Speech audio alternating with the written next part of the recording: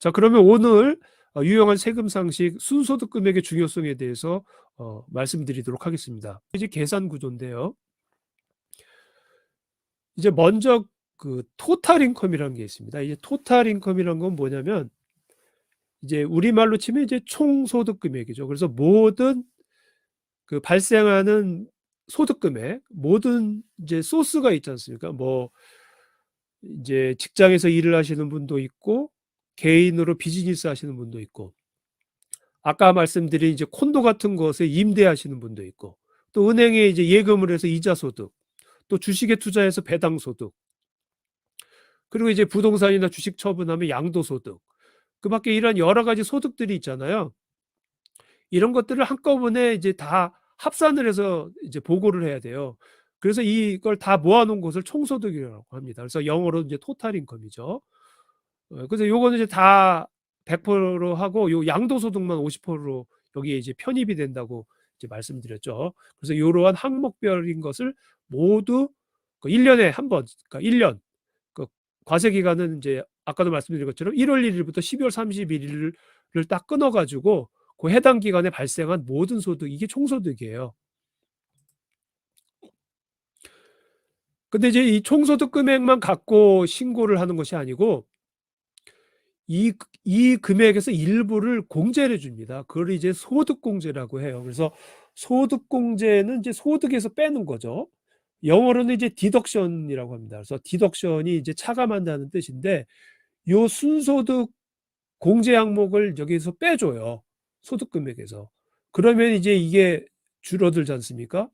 그걸 이제 뭐라고 하냐면 우리가 넷인컴이라고 합니다. 그래서 요걸 이제 23,600번인데 요 넷인컴이 바로 이 토탈 인컴에서 순소득 공제 금액을 차감을 하면 이제 넷인컴이 되는데, 이 순소득 금액이 중요해요. 왜냐하면 계속 말씀을 드리는데 이 순소득 금액이 그 캐나다 정부에서 지급하는 각종 텍스 베네핏의 판단 기준이 되거든요. 그러니까 이것이 토탈 인컴을 기준으로 하는 것이 아니고 넷 인컴을 기준으로 결정한다는 거예요. 그러니까 요것을 이제 잘 기억을 하고 계셔야 됩니다. 그럼 이제 요 넷 인컴 밑에 또 별도의 이거 소득공제 항목이 있어요. 그래서 그거를 이제 과세소득공제 항목인데, 요것도 이제 일종의 소득공제 항목인데 여기 항목이 있고, 그 다음에 이제 2월 결손금이라는 게 있어요. 이건 뭐냐면은 그러니까 비즈니스를 뭐 하시거나 또는 이제 그 임대 소득 뭐 이런 것이 있을 때 결손이 발생할 수도 있잖아요. 그러면 이제 결손을 갖고 또 세금 신고를 해야 되는데, 그 결손이 다 상계가 안 되면 그 다음 연도로 이제 넘어가요. 그래서 그 다음 연도에 이제 공제를 받을 수가 있거든요. 그거를 이제 우리가 2월 결손금이라고 하는데, 이제 그건 약간 이제 특수한 상황이죠. 그래서 그러한 것들, 또는 어떤 경우에는 이제 요 그 넷 캐피탈이라는 게 요건 이제 양도 손실이죠. 또 양도 손실이 발생할 수도 있어요. 그러면 그것도 이제 그다음 연도에 넘어가서 그다음 차기 연도에 발생하는 양도 차익하고 요 상계가 될 수 있거든요. 그래서 어쨌든 그런 식의 이제 넘어가는 2월 결손금이라는 게 있어요. 그래서 결손금이 2월 되는 거, 요거를 빼면 여기서 나오는 것이 뭐냐면, 여기서 나오는 것을 이제 과세소득이라고 해요. 택서블 인컴. 요게 이제 한국말로 치면 이제 과세표준이라는 건데, 이 과세표준, 과세소득은 무슨 말이냐면 여기에다 이제 세율을 곱해가지고 최종 세금을 계산을 해요. 그래서 이제 연방정부는 이제 15%부터 뭐 33%, 뭐 이렇게 쭉 이제 세율이 있고요. 근데 요거는 이제 연방정부만이죠.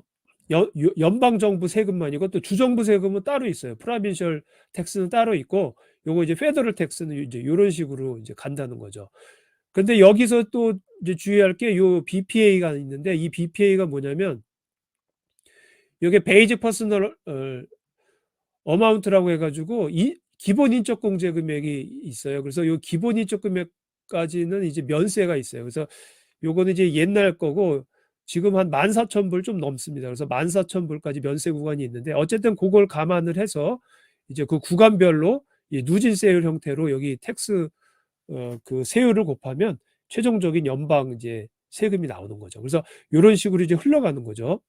근데 여기서 잘 보면 다시 한번 정리를 해 드리면 요 디덕션 요 A 항목이 중요합니다. 요게 이제 순소득 공제 항목인데 왜 중요하냐면 이것을 공제를 받으면 net income이 줄잖아요. 그러면 net income이 줄면 이것을 갖고 베네핏을 산정을 하기 때문에 net income이 줄면 베네핏이 늘어요. 그래서 요 net income을 만약에 우리가 컨트롤할 수가 있다면 요걸 줄이면 베네핏을 최대로 받을 수가 있는 거죠. 그리고 또 요것이 줄어들면 점점점 밑에 항목이 계속 이제 어차피 이 금액이 밑으로 가는 거니까 흘러가는 거니까 결국 여기서 줄어들면 당해연도 세금도 줄어드는 거죠. 그렇기 때문에 요 net income을 줄이게 되면 일단 베네핏을 최대로 받고 그다음에 요 구조로 쭉 가다 보면 결국 과세 소득을 줄여 주니까 세금도 적게 나오고 그래서 이게 두 가지 효과가 있는 거예요. 그래서 이 세금을 줄여주는 절세 효과와 요 베네핏을 늘려주는 요걸 이제 환수 효과로 가는데 요 두 가지가 여기 발생하는 거예요. 그래서 요걸 잘 알고 있어야 돼요. 이 net income이 중요하다. 그래서 지금 요 시간에는 요 net income이 중요하다. 이제 그 정도만 이제 알고 계시면 될 것 같습니다. 예, 요거 23,600번 net income 요거 참 중요합니다. 그러면 요거 이제 절세 효과. 그러면 이제 아까 순소득과 관련된 절세 효과와 환수 효과가 있다 했는데 그럼 절세 효과를 간단하게 한번 설명을 드리도록 하겠습니다. 일단 여기 보시면 연방 정부 기준으로 보면 이 세금이 이 구간별로 이렇게 정해져 있어요. 그래서 해당 소득 구간별로 높을수록 높은 세율이 적용이 되죠. 이걸 이제 누진세율이라고 하죠. 그러니까 점점점 이제 증가가 돼 가지고 소득이 크면 클수록 적용되는 이제 이 세율, 요걸 이제 한계세율이라고 하는데 한계세율이라고 하는 것은 본인이 가장 마지막 소득 금액에 적용되는 세율. 그것이 이제 한계세율이라고 해요. 여기 보면은 이제 주정부 세금이 알버타는 보통 이제 10%, 요 15%, 10%가 한 15만 불인가까지 10%니까 대략 10%만 보면 되고 BC는 이제 5.06%에서 20.5%, 그다음에 온타리오주는 5.05%에서 13.16% 이렇게 있어요. 그래서 여기 BC주 같은 경우 최고 세율이 20%까지 되잖아요. 그러면 이거 BC는 20에다 33 더하면 53%가 최고 세율이 되겠죠. 그래서 이런 이제 세율 구조가 있으니까 요 연방하고 주정부를 합쳐서 같이 이제 생각을 해야 돼요.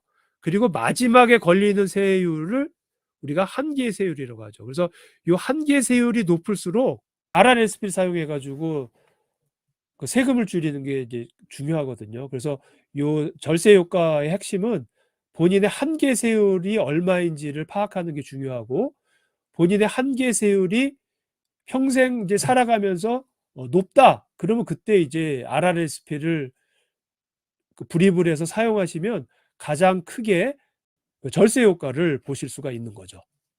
이제 그걸 말씀드리려고 하는 거고요.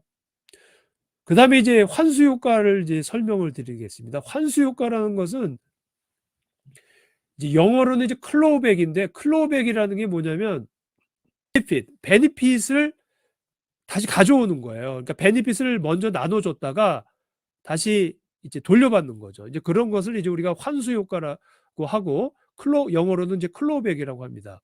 예를 들면 이제 지금 이 근로장려금 캐나다 워커스 베네핏을 한번 이제 간단하게 설명을 드리겠습니다. 이제 표를 한번 보시면 될 것 같은데 뭐 다른 거는 뭐 다 복잡하니까 보실 거 없고 이쪽 구간에서만 한번 보세요. 요 구간이 뭐냐면 요 넷인컴이 22,000불에서 32,000불이 되는 요 구간인데 요 구간에 적용되고 있는 한계 세율이 25%거든요. 요거는 이제 알버타 기준입니다. 그래서 페더럴 15%와 알버타 10%가 돼서 25%예요. 그래서 요 구간에 가면은 25%의 한계 세율이 적용되는 그런 구간이거든요. 이 세금으로 보면 22,351불일 때 최대로 받아요. 베네핏을. 그리고 22,351불을 조금씩 증가하게 되면 그 베네핏을 15%씩 감액을 시켜요. 그렇기 때문에 요 구간에서의 생각을 해보면 세금은 25%이기 때문에 이 구간에서 예를 들어서 RRSP를 넣으면은 절세 효과가 25%, 한계세율 25%잖아요. 그래서 요것만 알고 계신 분들은 RRSP의 효과가 25%구나. 그러니까 예를 들어서 1,000불을 넣으면 250불 돌려받는구나. 그렇게만 알고 계시고 있거든요.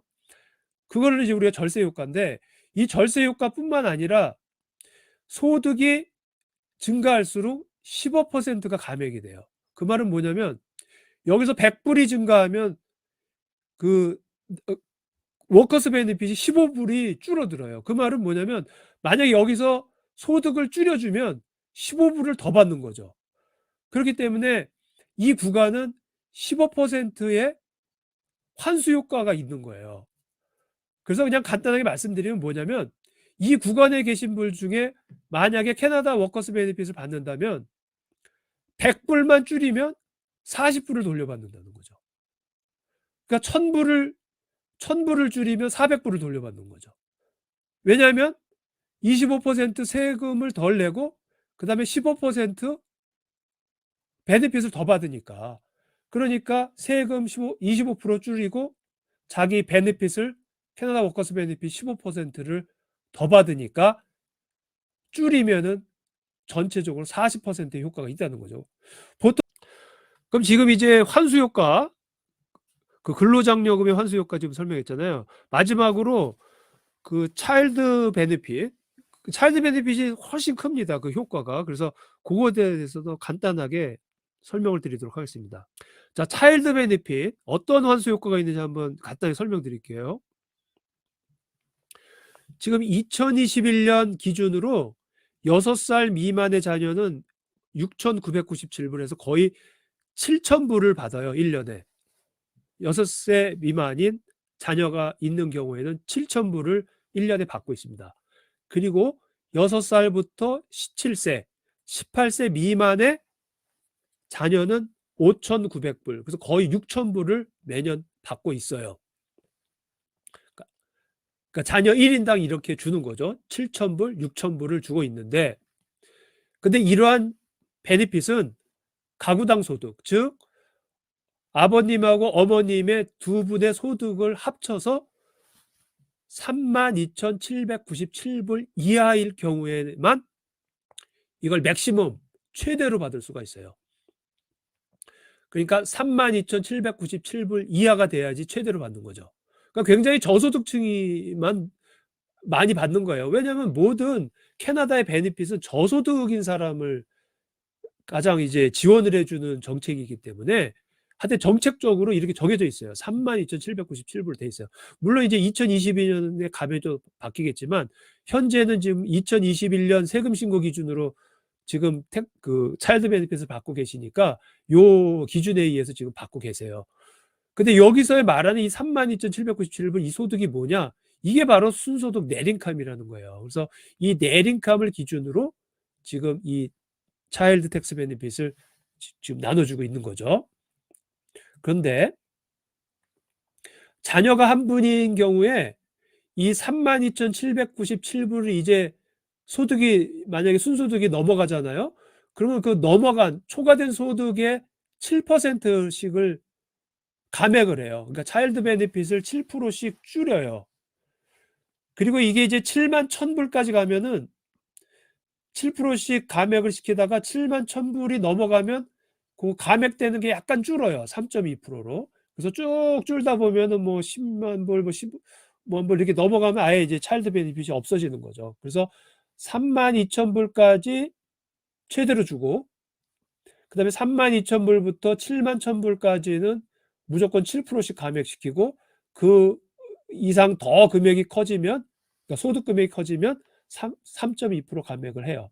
근데 이제 뭐 중요한 건 요 32,000불을 기준으로 보면 어쨌든 자녀 한 명이 있는 그러한 분의 텍스 베네핏은 그러니까 소득이 순소득이 증가할수록 베네핏이 7% 준다. 이 말은 거꾸로 말하면 순소득을 줄이면 요 구간 32,000불을 넘어가는 구간에 계신 분은 오히려 소득을 줄이면 7%의 베네핏을 더 받는 거죠. 왜냐하면 여기는 감액되는 구간에 있기 때문에. 감액되는. 그러니까 감액되는 구간에 있는 분들은 예를 들어서 1,000불을 소득을 줄이면 뭐 얼마죠? 70불을 이제 받는 거죠. 10,000불이면 뭐 700불.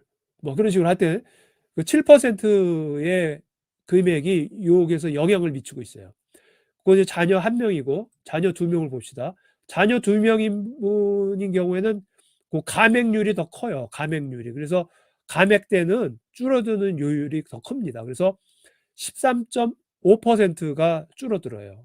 그렇기 때문에 100불을 줄이면 13불 50전을 더 받을 수가 있는 거죠. 이제 그러니까 100불이 늘어나면 13.5불을 못 받으니까 100불을 줄이면 13.5불을 더 받는 거죠. 예, 그렇게 되고 여기에 이제 굵은 글씨로 표시되어 있는 것이 베네핏이 요 구간을 초과하면은 감소되는 거예요. 그렇기 때문에 요 퍼센테이지를 잘 생각을 해서 그 RRSP를 사용할까 말까를 결정하시면 좋죠. 그래서 요 부분은 아까도 그 말씀드린 것처럼 그 캐나다 워커스 베네핏은 15%의 환수 효과가 있다고 그랬잖아요. 근데 차일드 베네핏은 그 자녀가 몇 명이 있느냐에 비례해서 요 감액률이 커져요. 그러니까 요것이 하나의 환수 효과로 보시면 될 것 같습니다.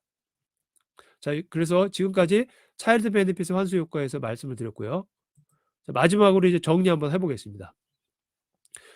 이것은 사례인데 알버타주에 2명의 자녀가 있는 그런 가족의 경우에 예를 들어서 뭐 납세자 한 분만 6만 불의 소득이 있고 이제 배우자분은 이제 소득이 없다고 치고 그다음에 5,000불을 RRSP로 이제 적립을 한 다음에 소득공제 사용한다. 그러면 어느 정도의 그 절세 효과와 환수 효과가 있는지를 이제 간단하게 정리를 한 건데 뭐 숫자는 중요한 거 아닙니다. 그래서 숫자는 그냥 넘겨 보시고 그래서 여기 본인 배우자 그다음에 이거 이제 알버타주 기준으로 했어요. 이제 왜냐 알버타주는 10%라 간단하니까 세율이 그냥 이걸로 하고 그러면 이제 보통 차일드 베네핏도 받고 또 각 주정부별로도 베네핏이 있고요.